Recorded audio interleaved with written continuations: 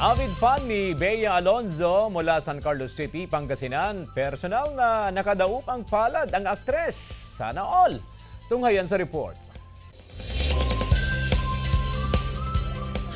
#feeling blessed ang isang avid fan na ito ni Bea Alonzo na maswerteng nakadaupang palad ang hinahangaang aktres sa kanyang pagbisita sa San Carlos City, Pangasinan. Hindi maitago ang ngiti sa mukha ng 46-year-old fan na si Rowena Orduña. Simula pa sa unang pelikula hanggang sa latest project ni Bea under GMA Network na Love Before Sunrise, lahat hindi niya pinapalampas panoorin. Ayun, kaharap ko na si Miss Bea, Diyos ko, hindi ko lang, nervyos ako. Masasabi ko lang po kay Miss Bea, sana po maging masaya siya sa buhay niya, sa buhay pag-ibig niya po. Hanga raw ang fans sa kabutihan at kababaang loob ng aktres, lalo na ang kanyang lubos na pagmamahal sa pamilya. Inspirasyon daw ito ni Rowena sa kanyang araw-araw na pag-aalaga sa kanyang 73-year-old na ina at 18 taon nang na-stroke. Maraming salamat. We love you. Hug na lang.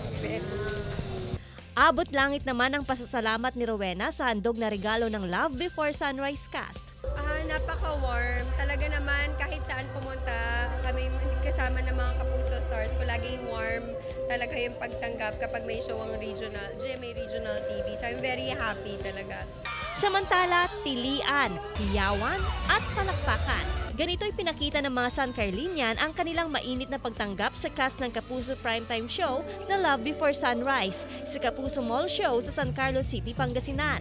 Hindi magkamayaw ang Gen Z fans sa paglabas ni Vince Maristella na hinarana ang crowd.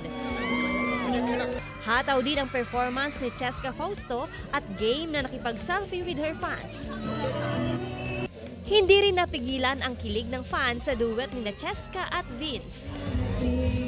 Enjoy lang talaga kami kasama sila and ayun, nagbigay lang ng saya. Tsaka alam mo yun, ang sarap lang sa feeling pag sinasabi nila, uy si Mutya, uy si Memot, gano'n. So talagang alam mo na inaabangan nila yung Love Before Sunrise. Lalo pang tumindi ang malakas na hiyawan sa paglabas on stage ni Andrea Torres. So, ito yung isang lugar na talagang gustong-gusto namin binabalik-balikan. Kasi every time nandito kami, iba yung smile nila, iba yung hiyawan nila.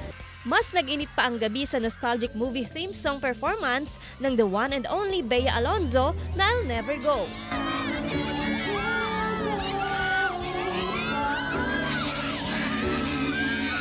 Samantala, mas naging buhay naman ang crowd with the fantastic hosting skills ni unang hirit host, Kaloy Tingkungko.